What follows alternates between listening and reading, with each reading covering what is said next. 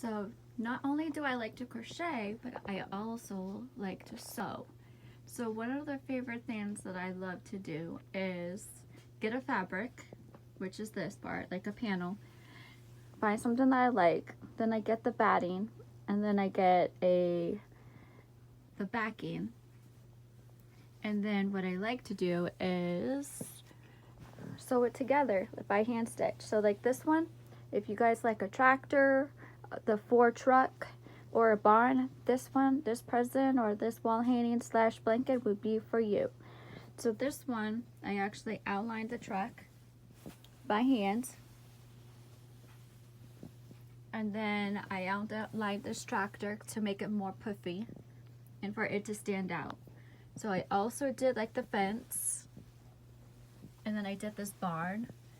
And so like this one, I outlined it in blue because it's a blue truck. And then when I get all three pieces sewed together, then I will outline something. Like I might outline the sheep, or no, I'm sorry, not the sheep, but the bale of hay, or I might do a chicken, just something to keep it all three pieces together. So, but yeah, you can use this for a wall hanging or a blanket or just about anything.